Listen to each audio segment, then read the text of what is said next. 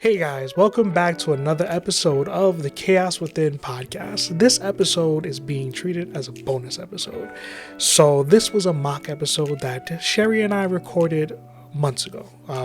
Last year, probably November, December, just getting a feel for each other and talking about something that we both generally love, which is Assassin's Creed. So as Assassin's Creed Shadows is probably launching, it's probably out by the time you see this episode, we just wanted to put something out with us talking about Assassin's Creed, the series as a whole. So we pretty much go through all the games, talk about all the games, at least console games, and ups and downs, where we diverged in the series, what we loved, what we didn't like. We talk about characters, all that good stuff. So as far as editing, there's not a lot on here, so if you just want to throw this on, have it in the background, something to listen to us chatting about Assassin's Creed, if you love Assassin's Creed as well, you're more than welcome to. Happy that you guys listening to it, but I will let you guys enjoy the episode now. See you later. As we exchange back and forth so many times about this series of Assassin's Creed, you're still in love with it. Yes. I'm not.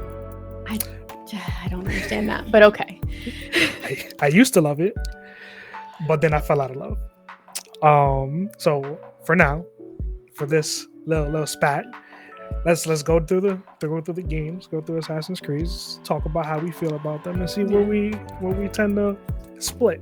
Yeah, I need to figure out where in your life path you went wrong to get to this conclusion. I'm pretty sure we're going to be on the same for a very long time until we get towards the more recent stuff. I think that's where we're going to diverge. Maybe. Maybe. So, Assassin's Creed 1. Oh, love that game. I love that game, but it had a lot of funky quirks. The skeleton, that's what I consider that game. Yeah, I would say so. Because you couldn't, if your toes touched water, you died. If your horse did anything but walk, you got hunted. They were like, you're a criminal. And it's like, I just have somewhere to go. I wasn't doing anything bad. I was just trying to go somewhere. And they're like, no, only criminals go above one regular horse pace. So that game was broken in a lot of ways, but I still loved it because I loved the lore. And I loved, which I think this is something I love throughout all the games, the historical accuracy of the buildings of the time. Years ago, I'd seen something about some kids were on a school trip in Italy and they got lost or something, or no, it was Rome, and they got lost. They got separated from the tour guide, and they were able to lead everyone back to where they were supposed to go because they remembered the map on Assassin's Creed, and those buildings are in the same exact places, and they look similar, to how similar they could be compared to hundreds of years back. But I thought that was really cool. That's an attention to detail not a lot of games have. So you bring up historical accuracy because now we're going to jump around to how everybody, is like Assassin's Creed is supposed to be a historical accurate game now all of a sudden. Just the buildings. Because, the apple of Eden, that's definitely a real thing. Yeah. So, if it was, I would love to find it. But it would be amazing. We're not rich enough. Somebody has it, just not us. For me, Assassin's Creed 1, loved it. Like we said, it was a skeleton. It was the beginning for what it was. We had our core, I think it was 4 missions. You had to go steal something out of somebody's pocket, go listen to a conversation, or jump off a roof and do a murder. Yep. Just your four missions as you traveled around, right? Yeah. For me, Altair, my second favorite Assassin's Creed protagonist. Oh. How do you feel about that? I love Altair for a lot of reasons. I would not say he's my most favorite, but he, for me, will always have a soft spot in my heart as the MVP because he's the one that pulled me into the series, and I've loved it ever since. So he's always going to be like my first love when it comes to Assassin's Creed. He's the one that introduced me to this world. But yeah, he's not my most favorite either. So if we had to rank it, if you want to do this as we're going, so I give you, he's my number 2. He might be my number 3. Okay. Yeah. I know who your number 1 is because it's easy. If we disagree on that, then we got a problem. So Assassin's Creed 2. Okay. Love Assassin's Creed 2. My favorite Assassin's Creed protagonist, Ezio. Ezio Auditore de Firenze. Ezio is an incredible story. I think when I talk about 2, I talk about all of the games of Ezio all together as like one complete piece, even though it's several games. So that's Assassin's Creed 2, Brotherhood, and Revelations. Because it tells his whole story, but it also goes back and wraps up pieces of Altair's story in a really beautiful way in that last one. So it's like, if I had to choose any chunk of Assassin's Creed and that was the only chunk I could play for the rest of time, it would be Ezio's full story. Because it ties up Ezio's story from beginning to end, it ties up Altair's story, and it also ties up Desmond's story. And I think that that's one of the things I really miss. If I had to say there was something I'm missing from the newer Assassin's Creed, is that there's not a person. There's not that direct ancestor tied to this, and there's not this outside story happening while the inside story is happening. It's just a person can get in a pod, and it doesn't matter who you are or who you're related to. You can get into the pod, whatever, and you just do pod things. And it's like, I miss it. And that's the part that I miss as well, because I was really into Desmond's story, and I felt like that was leading to like a modern day Assassin's Creed, like something in a modern day field game. And I was like, that's what I was always hoping for. And like even the latest ones, I didn't play Mirage. I've kind of skipped Mirage for now. I want to come back to it, but Valhalla and Odyssey, I don't remember the character that you play as on that side, but I like that aspect of what they were trying to do and bring that modern day element. But that's something that I definitely miss, because I feel like before, at least Origins, it was just, you're this person who worked in this company and you did this thing at this time. Yeah. Let's go figure it out. No name, no face. Yeah. But you're playing as this assassin. So. Yeah, it felt disconnected in a way. And I don't know if it's that it took too much effort to have to pull in 2 different character stories simultaneously, because most of the focus is always going to be on what's happening inside of the memories. But those Desmond pieces especially in the Ezio games, all 3 of those, the pieces where you get to see what's happening with Desmond behind the scenes, it tells a magnificent story that ends up being so heartbreaking. I cried. Like, seeing the ending of what happened with Desmond and that whole situation was heartbreaking. And that wasn't even the main storyline. So it's like taking that away and kind of just like, oh, you're just a person at a job. Or like in the later games, you're a person that stole this thing so that you can try to find these artifacts. Yeah, and it felt lazy. Yeah, and that's, I think, the most interesting one after Desmond was, I think it was Black Flag, when you're playing you work as the Animus employee in the virtual, they turned it into a video game, and he did the hacking and all that. I thought his was interesting outside of the most recent character. I can't remember her name, and I'm not going to.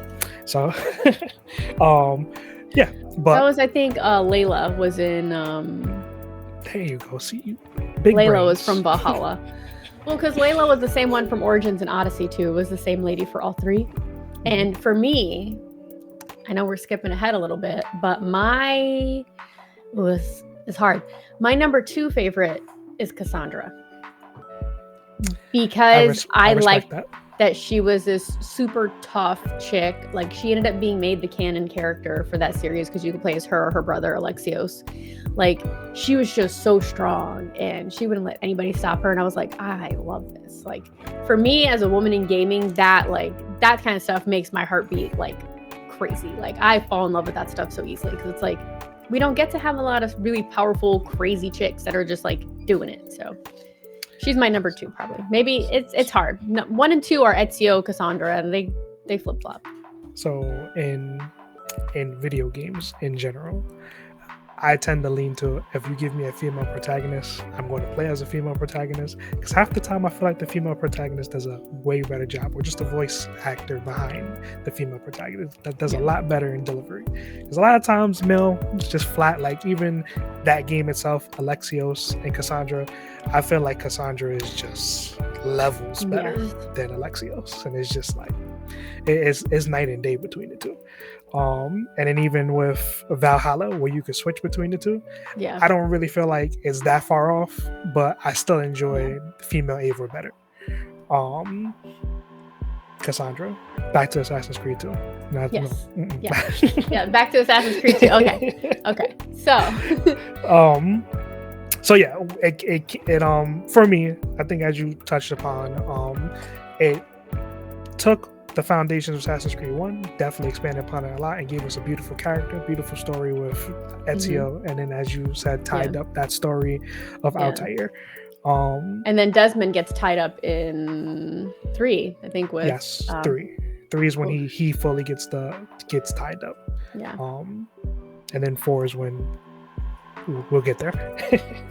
4 is when it becomes Assassin's Creed on sea. One of the best pirate games ever. As an Assassin's Creed game, though, it doesn't really do it for me. But we'll go backwards first. All right. So Assassin's Creed 3. I enjoyed it because it gave like a really interesting kind of story of the American Revolution. Like, it was a really interesting way to see it when you're pitting assassin versus Templar, and this is a battle for control or freedom, whichever side wins. And I really enjoyed the story that went into that game. It was a good follow-up after Ezio, because I was really sad when Ezio was done and Altair was wrapped. I was like, they're done. But at least you still had Desmond for that game, so that was like getting to the final bits of Desmond's story still. So for me, that's still like, once you get to that game, the end of that game, once Desmond's story is wrapped, that's when everything started to really change in Assassin's Creed, I think. And Assassin's Creed 3, I believe, right? Okay, I got it. I had a brain dead moment. I love the opening to that game, where you play as Haytham Kenway, and then you get to the end of the prologue, and it's like, wait, no, these are the Templars you're playing as. And I was like, what?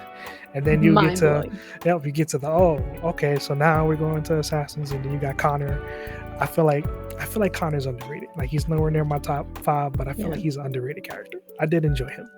Yeah, it's sad that he was a one-game character, honestly. I'm a little disappointed that they picked up on, people seem to like ships. Let's make the whole next game ships, and let's just forget these other people. It's like, some of us didn't like the ships that much, but whatever. Like, I guess. In Assassin's Creed 3, it was just like, okay, I liked it as a method of transportation. Cool. Yeah. It was okay. But let's just go to Assassin's Creed 4. Because I don't really got much else on Assassin's Creed 3. Yeah. Assassin's Creed 4. Assassin's Creed 4 is not the worst for me. There's actually worse than that. There definitely is worse than that. Yes. Yeah. But Assassin's Creed 3 for me didn't feel like it fit, because we suddenly were doing all these ship battles, and it was so focused on like piratey kind of stuff, and it didn't feel like the other games for me. And I think it's just because the way that you were doing everything changed so much. So for like, I know a lot of people are like, that's my favorite. And I'm like, but you probably like pirate games. And I'm not really like a pirate game person. Like, I like Assassin's Creed. This is pirates. I feel attacked. I know. I knew this was going to happen right here. I knew this was the spot. Wow. Assassin's Creed 4, no, it's not because I like pirate games. I think Edward Kenway's story is definitely one of the best. In terms, he does have a good story. And the pirate, the ship battles, the combat, all that stuff, loved it. It was so good they tried to make a game on its own and it failed. I know. Imagine that. It's almost like people didn't really like the pirate part that much. I don't even know what happened to Skull and Bones at this point, but if it was just Edward Kenway's story without the frequent need to do stuff on the pirate ship, I would have loved that game just as much as the rest of them. But I think it was the constantly leaning on the pirate ship part that really just was a bummer for me. Like, I still did it. I still took down the legendary ships because that's what you do.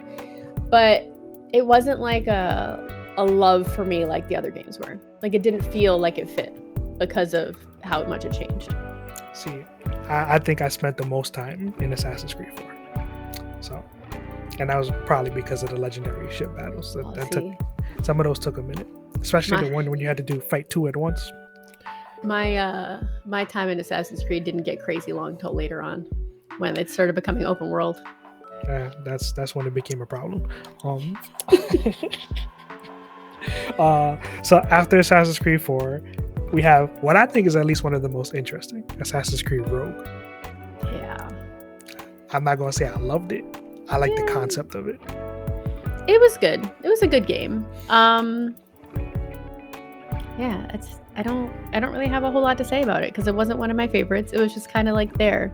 It was a recovery from, maybe people don't like pirates as much as we thought. So let's go back to Assassin's Creed 3 and focus on that story. Yeah, pretty much. It's like, we got to go back to the last thing that worked. Let's do that. Yeah, I like the concept of an assassin who was just like, forget the Brotherhood. Yeah, I'm becoming a Templar. I'm gonna do my thing. I enjoyed it on that. So after that is Assassin's Creed Unity, but Rogue and Unity came out in the same year. And that was a terrible choice. I believe for me, Unity I like now. I like Unity better today. Well, Unity was broken when it first came out. It was so broken. Yeah, like, even afterwards, like when it got those fixes, I wasn't really feeling it, but I appreciate it a lot more today. No, I think for me, I'm at a point now where if a game is broken, I'll try to push through as much as I can. I think Cyberpunk's a really good example of it. Cyberpunk's a game that I had to put down for a while and come back to later because it was unplayable. And that was what Unity was for me for a lot of it. And I think that was where I started to see some of the damage of what was happening, like with them trying to push things out so fast. And I think that was like in between the PS3, PS4, wasn't it? When it was still the two consoles? Unity or Cyberpunk? Unity. Yes. Yeah, that was that's like a transition. The two. So it's like, we already started this one, but we should do this one. So it's like, all right, we'll just do both. And they had two different studios working on it, and you could tell. One game felt vastly different from the other. And I think that was another thing that kind of created issues because there wasn't any cohesion. They had, I think for a long time, the games were like alternating which studio they came out of so that they had more time to devote to the game, but still come out with one every year. And I think the biggest mistake that Assassin's Creed made in the beginning was trying to churn out games as fast as they did. If they slowed down just a little bit, they could have made even more cohesive stories, and we wouldn't have ended up at the point we are now, where it kind of feels like there's Assassin's Creed in it, but not really Assassin's Creed. This is one of those things.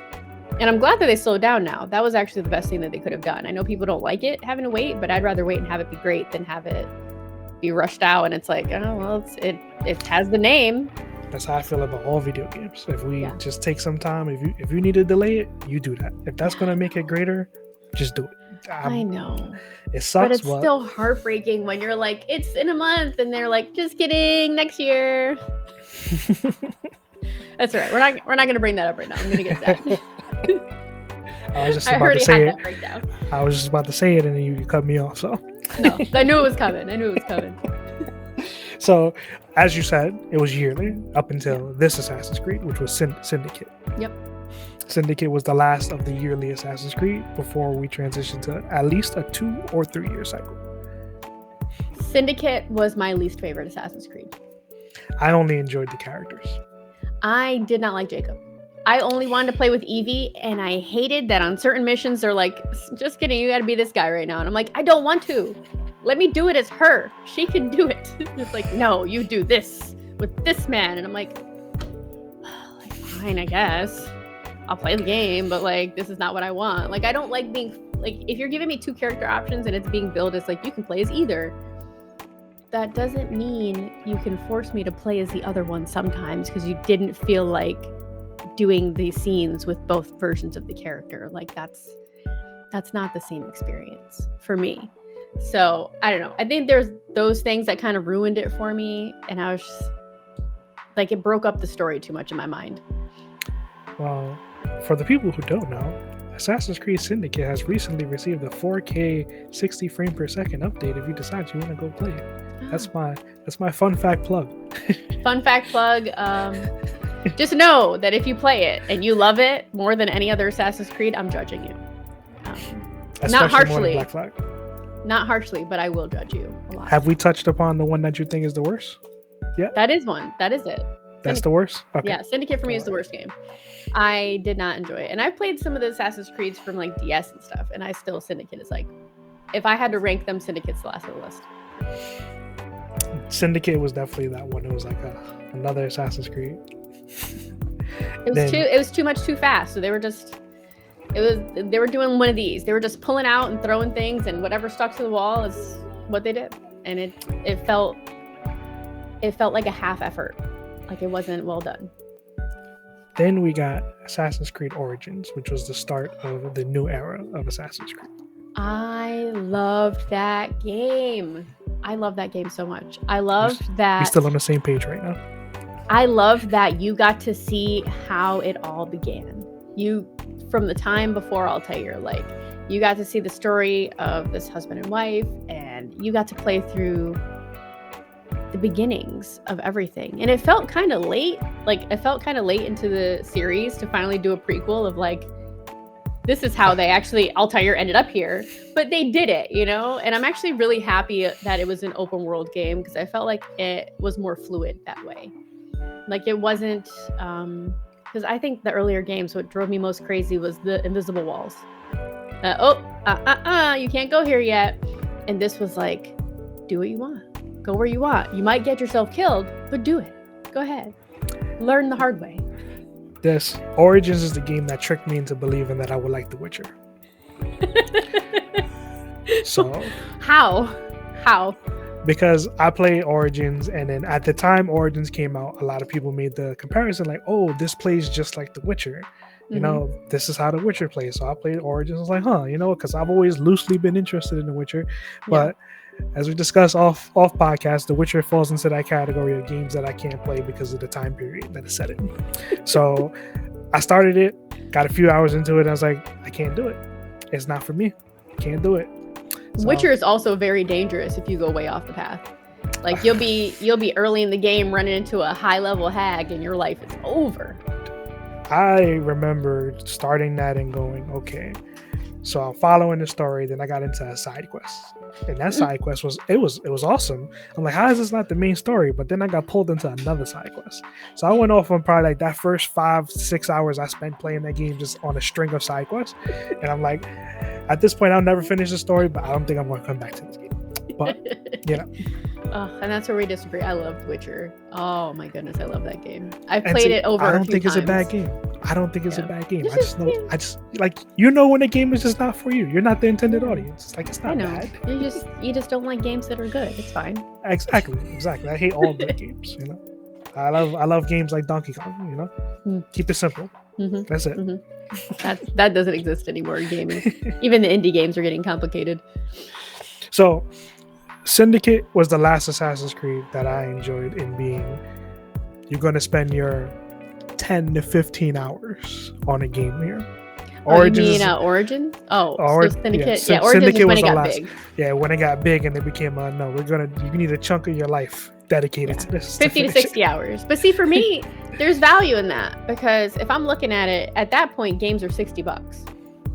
If I'm paying $60, but you're giving me 60 hours, $1 an hour for entertainment, it's pretty cheap. You can't get that anywhere. It can't be beat. Especially if you go back and replay it. Now you're looking at 50 cents an hour if you do the same thing, although it might be a little bit faster.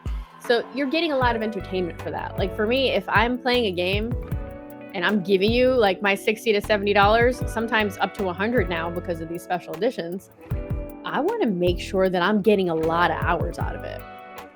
Like it has to make sense, especially in this economy. Like it has to make sense. You ain't lying.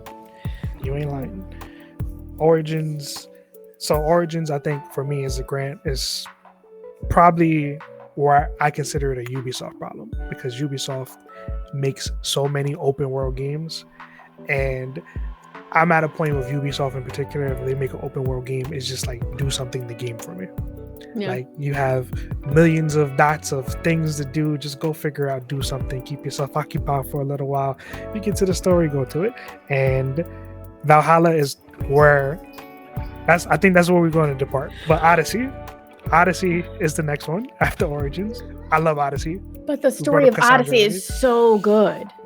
Yes. The impossible odds, her brother getting raised by these other people, thinking he's like a god, and it's just so crazy. All the twists and turns in that story, everything that she goes through, and she finally succeeds in the end. It's like she's like just seeing a woman be that powerful through a game. That's all it takes for me. And honestly, the voice actress for that one was really good. Balaka.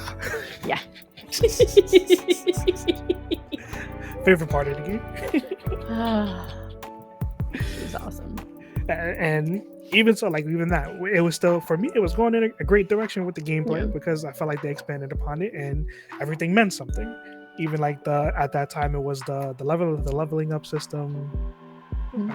I compare it to Final Fantasy because that's where I really remember stuff like that from. Take your stuff, you put it here, put it there. On the grand scheme of things, my son is losing his mind.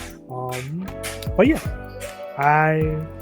Odyssey story was amazing, character amazing, and that's really all I got. I think what made me excited about like the whole string of games, Origins, Odyssey, and Valhalla, was that we went back to the external protagonist. You had Layla Hassan, who stole she stole that little pod thing, the Animus, and she was going back and doing these stories because she was trying to figure out the history. She was trying to find these artifacts, and I think that brought back something that we lost when we lost Desmond. It made the exterior story more personal, and it's like the part I think towards the end of her story where she actually sees Cassandra still alive, still kicking. Hundreds of years later, I was like, what? This is crazy. So that blew my mind. This is my confession. I didn't finish playing Odyssey. Oh my god. That was a game. We have to cancel our friendship right now. What do you mean? Again, this is 50 to 60 hours that I didn't have the commit. So I gave it about 30. And then you got to go back and get the last 20 in there. See, but I'm the type of person who will go watch a video and get everything I need to know out of that video. I'm going to go ahead and stream that whole game just for you on Mondays specifically, so I know you're available to watch it. That's how we can still talk about that, because I watched it. I was like, look, I'm done. Like I got my enjoyment out the game. I'm done. I'm good. But that was such an incredible moment. She just rolls out and she's like, in the suit and everything, was like, yeah, what up? I'm still alive. Hey, what's up? Sup, Balaka? And now we know what the Fountain of Youth is. Exactly. Ancient artifacts that we'll never get our hands on. I mean, they might be real. Assassin's Creed is based in historical realism, so maybe this is the ancient orders playing in our face with these games. They're telling us exactly how it happened, and we think it's just a game. We're oblivious to it. The Templars are real. We're just dumb. The Templars are real. They're playing in our face right now. Keanu Reeves is an assassin. I would believe that, honestly. Have you seen him in John Wick? That guy does his own stunts. He's putting his real skills on display. Yeah. He's cool on the surface, but underneath it all, I feel like if you run up on him wrong in a bus, it's over. He's gonna go full John Wick on you. Mention his dog, done. Don't leave him with a pencil. Exactly. Because your life will be over. Now we get to Assassin's Creed Valhalla. I have a soft spot for this game specifically because I love mythology. I love it so much. And there was a point in that game where I was dual wielding Thor's hammer and Excalibur. And I felt like a god. And you really can't top that. Like, if you were out in the world somewhere and someone was rolling up on you with Thor's hammer and Excalibur, you ain't gonna say anything to them. That's reckless. You can't even say it from a distance because the hammer can be thrown. What's Thor's hammer name? Mjolnir. Oh, okay. I always say it. I always feel like I'm going to say it wrong, but yes. I hated Valhalla. Oh my god. You didn't finish Odyssey. You hated Valhalla. Why are we even having this conversation right now? I hated Valhalla because it became the epitome of what Ubisoft games are. Ugh. And I was just like, I can't do quest. this. Endless fetch quest. Come fight this really strong guy. Yes, and then even the leveling up system, I feel like it was worse in comparison because you don't to like Odyssey. trees. No, like I don't mind it. Like I don't love it, but I don't mind doing it. I just games that have it and I learn it. Okay, cool. But if you compare what happens, what you can do in Odyssey and Valhalla, it's like a significant step down, and I didn't enjoy it. I like Eivor as a character. I like the story that we were weaving. It was just like, it's just too much. It's just too much. Because Far Cry, Assassin's Creed. I love the Far Cry games too, though. See, I like the Far Cry. I used to like the Far Cry games. Far Cry 6? Oh my god. Me and Rick spent so many hours in Far Cry 6 playing dominoes. I can see that. I can see that. I respect it. Good stuff.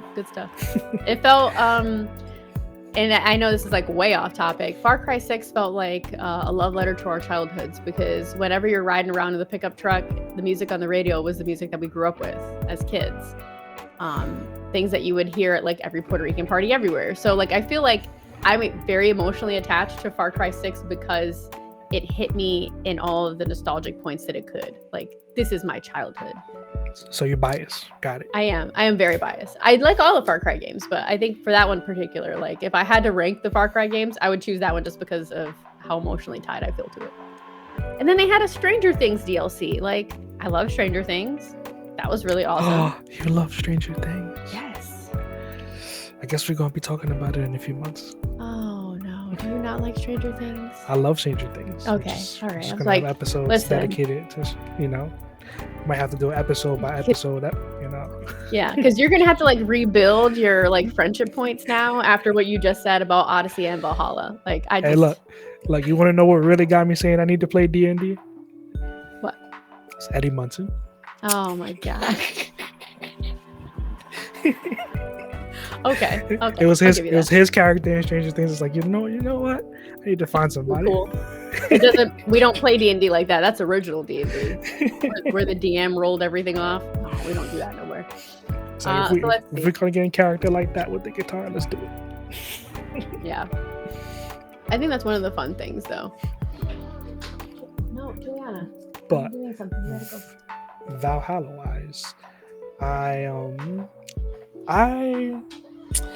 feel like for me, like I wouldn't call it the worst, but it's just, even with the sailing aspect of it, I feel like it tried to pull in a lot from all the other games, and it's just like, so that's why I don't like it. I think I loved it for the mythology of it. I loved all those tie-ins, the DLCs with Zeus. Like, I loved. The furthest I got in that game is when, if I got it right, you go back in time to when the gods was prevalent, and I believe you are Odin. So I got up to that point in the story before I put it down. There's a part that they bring Cassandra back into it too, in one of the DLCs. I don't think I've watched lore videos on Valhalla yet, so. Oh my god. Well, yeah, listen, I'm about to just start streaming Assassin's Creed. It's going to be Assassin's Creed Mondays. Every Monday, you're going to have to watch me play through all of these games from the beginning. And even so, like, going to Mirage, right? Mirage, I didn't give a chance because it was already being reported that they were using Valhalla to make Mirage. But then at the same time, they're like, Mirage is trying to go back to original Assassin's Creed, which is Assassin's Creed 1, 2, 3. That was, so I was like, it sounds interesting, but I just like never was there to like, you're like, you know what, I'll just wait to the next one, which was supposed to be Shadows. But Mirage is, and this is going to be a hard thing for me to admit, Mirage is the only Assassin's Creed game I did not finish. Wow. And I think it's you get introduced to Basim in Valhalla. Mm-hmm. And he seems like really cool, but like, I don't know, like something about his story just didn't pull me in. And I have plans to go back to it and finish it. That was actually my plan, was to go back and finish it before Shadows came out. But then Shadows got pushed back. So I will still go back and finish it because I don't feel right going on to the next game without having that one completed. But there's just something about his story. Like, it just, I don't know, it didn't do it for me. And it felt like it was kind of taking a step backwards. It was going back to the earlier games and kind of talking about how it all began. But I don't know. I feel like it was already a been there, done that kind of thing. Like we already saw how it all began. It just, I don't know. I didn't finish it. So we'll have to have this conversation again if I actually do ever finish it and get to the end of that game. Because what did you really think of Mirage? Yeah. Because I don't know. Like that Assassin's Creed games for me are normally, I will push every other game to the side and like as point proven in anticipation for the release of Shadows, I took that week off from work and I was going to play that game until I was done. That was the plan. Like I got the collector's edition so I can get the early release so I can just play it and be done with it before anybody could spoil it for me. Because oh my goodness, do I hate a spoiler for Assassin's Creed. I will lose my mind. So it's just one of those things, right? But then it got pushed back and I still took the week off from work, but now I'm like, do I do that for the launch now? Like they're not doing early launch anymore. I'm probably still going to just get it and play through it. I'm really excited about the direction that we're going in.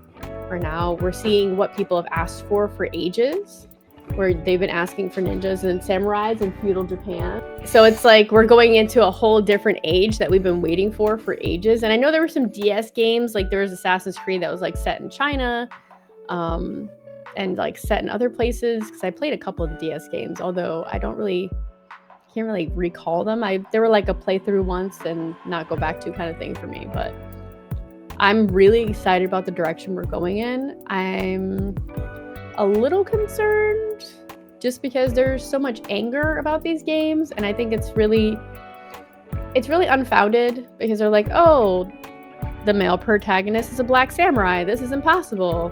The female protagonist is a ninja. That doesn't make sense either. And it's like, it's not going to be completely historically accurate, but is it a problem for everyone to have representation every once in a while? Like, it can't always be the same default character.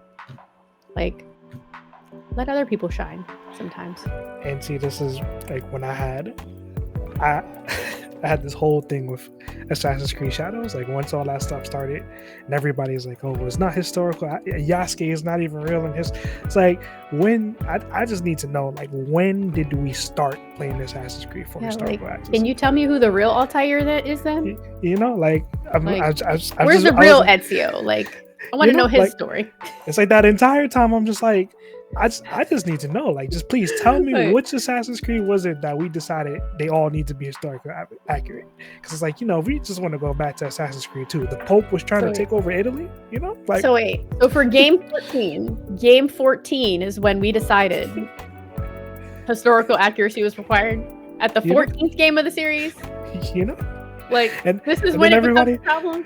And then everybody's like, oh, like, you know, like Yasuke was a retainer. I was like, and it's a fictional story. Who cares? Like, you know, like, so it's just like, even through, I'm like, Yasuke's been in so many things, and now y'all want to complain about him? Like, it's just, this is the time. And then on top of it, I'm like, it's an Assassin's Creed game. Like, if we're just gonna sit here and be transparent and honest, you're probably not gonna buy it anyway. What are you complaining about? Like, I think people just like to complain. Sometimes they're just like, I just want to be mad about something today, and I'm just going to pick this. I do hope, though, that Assassin's Creed getting pushed back isn't actually because of Ghost of Yotei. Because I feel like there was a lot of discourse about that. Like, oh, the trailer came out, and suddenly they're pushing it back. And because they can't fundamentally change the game in a few months. And if that's what they're trying to do, there's not enough time for that. I think the problem is like Ubisoft in general, because they've had a lot of flops recently. So even that though Star Wars game was a mess and it was super broken at launch. I was excited for that. Then it came out and I was like, no. But yeah, I think Ubisoft is just the string of flops that it's had recently, and there's even talks of Ubisoft potentially being sold. So who knows what's going to come of that. So even if it's them pushing this back in response to Ghost of Yotei, I even still feel like when I saw it, the first thing that I thought of was Ghost of Tsushima. Like I couldn't help but to make that comparison. So that's why even when I see trailers of it and stuff like that, I just feel like, I can't help but to make the comparison, but I don't really feel like it looks better than that. I'm still interested in playing it because it's definitely Assassin's Creed Japan. Like you said, we've been asking for that for such a long time now. Like literally decades. So that's why I'm just like, I'm going to play this one. I can't promise I'm gonna finish it, but you're gonna watch me play it. I might have to. I might get to a point where I was like, you know what? I'm good. I'm gonna just pick up from where you are. You can tell me what happened between the gap that we in, and we'll go from there. It'll be fine. I will play it, mostly because I'm super excited about being a ninja. Like I saw that one trailer where she's like under the water with a little straw, getting ready to go put some work in on some dude, and I was like, yes, this is where Assassin's Creed needs to go next. At least for Shadows. Like for me personally, I just kind of hope we come back down to like, let's tell a contained story, right? I don't need the 50 to 60 hours, but that's a me thing. I need the 50 to 60 hours. Ubisoft, don't listen to him. You don't know what he's talking about. I would take more hours, 100 hours. I mean, the first time I played Skyrim, I gave it 110 hours. So like, if you give me an Assassin's Creed that requires that much time, I will be happy.